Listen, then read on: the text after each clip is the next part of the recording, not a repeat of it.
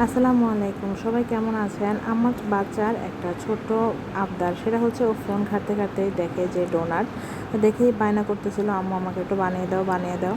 তো ছেলে যখন বায়না করেছে তখন মারা হয়ে যাবে মাস্টার শেফ। যাই হোক, তারপরে চলে আসলাম আমি ডোনাট বানানোর জন্য। দেখতেই পাচ্ছেন, এটা কিন্তু আমি যখন ডোনাটগুলো বানিয়েছি কত সুন্দর করে ফুলে উঠেছে। আপনারা আমার টিপসগুলো ফলো করবেন, তাহলে দেখবেন আপনাদের ডোনাটগুলোও এত সুন্দর হবে। এখানে আমি 3 কাপের মতো আটা নিয়ে নিয়েছি। আপনারা চাইলে ময়দা নিতে পারেন। সামান্য একটু লবণ দিয়ে দিয়েছি, যেহেতু এটা একটু মিষ্টি মিষ্টি হবে। মিষ্টি জিনিসে কিন্তু লবণ না হলে ভালো লাগে না। তো এটা এখানে মেশানো শেষ। চলেন নেক্সট স্টেপ। তো এখানে হচ্ছে আমি হাফ কাপ গরম গরম বলতে কুসুম গরম দুধ দিয়েছি। আর হচ্ছে আমি এক না আমি হচ্ছে মানে আমার স্বাদ মতো চিনি দিয়ে দিয়েছি। চিনিটা কিন্তু আমি বেশি দিইনি, কম। ডোনাটে কিন্তু মিষ্টিটা একটু কম থাকে। আর দিয়ে দিয়েছি বড় সাইজের একটা ডিম। এখানে দিয়ে দেবো ভরপুর 1 চা চামচ ইস্ট। সব কিছু একসঙ্গে দিয়ে ভালো করে নেড়ে চেড়ে আমি এটা মিশিয়ে নেব। মিশিয়ে নেওয়ার পরে এখানে চলে আসবো আমার ময়দার সাথে মেশানোর জন্য।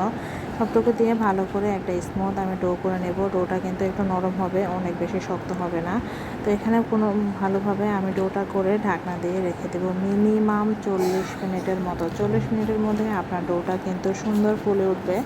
তো এখানে আমি ঢাকনা দিয়ে রেখে দিলাম, তারপর চলে আসলাম বানানোর জন্য। তো মাঝখানটা আমি স্কিপ করে নিলাম, অনেক সুন্দর করে কিন্তু এটা ফুলে উঠেছে। তারপর যেটা করতে হবে সেটা হচ্ছে ভালো করে আরও 5 থেকে 7 মিনিট হাত দিয়ে আপনার মেখে নিতে হবে, মথে নিতে হবে।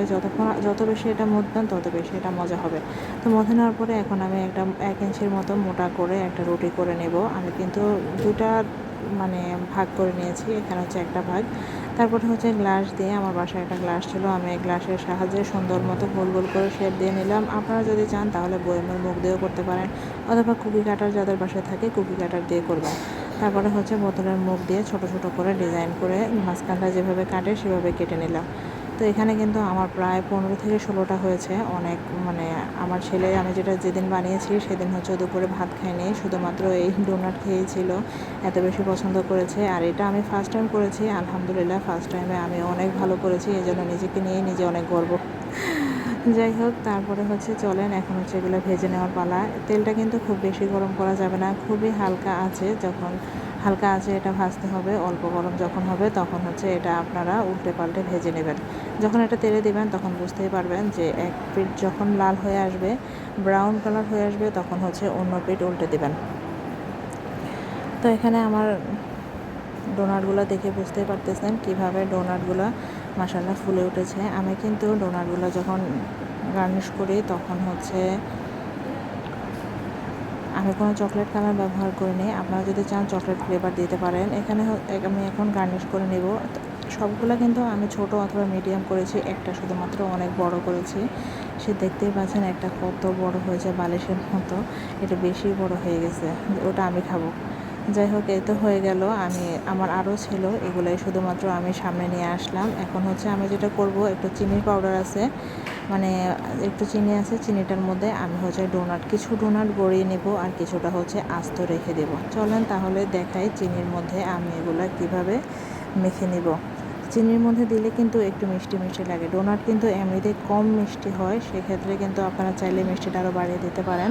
তো আমার ইচ্ছাই ছিল আমি এভাবে চিনির মধ্যে গড়িয়ে নেব, সেজন্য আমি আসলে চকলেট ফ্লেভার কোনো কিছুই দিচ্ছি না। আর এইভাবেই যখন এত টেস্ট, আমার বাচ্চা যখন এভাবেই পছন্দ করে, তখন আমার আর চকলেট ফ্লেভারের কোনো প্রয়োজনই ছিল না। হয়ে গেছে, এখন বাকিগুলোর উপরে একটু চিনি ছড়িয়ে দেব। অবশ্যই অবশ্যই বাসায় কিন্তু এভাবে ট্রাই করবেন, বাচ্চাদেরকে এভাবে ডোনাট বানিয়ে চমকে দিবেন। হয়ে গেল। আমি এখন একটা আপনাদেরকে ছিঁড়ে দেখাবো কতটা সফট হয়েছে, কতটা স্মুথ হয়েছে আমার ভেতরটা। চলেন তাহলে আমি একটু দেখিয়ে নিচ্ছি। একটা খেলেই পেট ভরে যাবে, কিন্তু আমি জায়গার মধ্যে 4টা খেয়েছি। কারণ হচ্ছে আমি খাবার অনেক বেশি পছন্দ করি, খেতে পছন্দ করি, সেজন্যই আমি 4টা খেয়ে নিয়েছি। এখন দেখেন, আমি এখনও ছিঁড়ে বাকিটুকু খেয়ে নিলাম। আসলে সত্যি অনেক ভালো হয়েছে। যারা করেন বাসায় সব সময়, তারা তো করেনই, আর যারা করেন না তারা কিন্তু এভাবে তৈরি করে বাচ্চাদেরকে চমকে দিবেন। সবাই ভালো থাকবেন, আল্লাহ হাফেজ।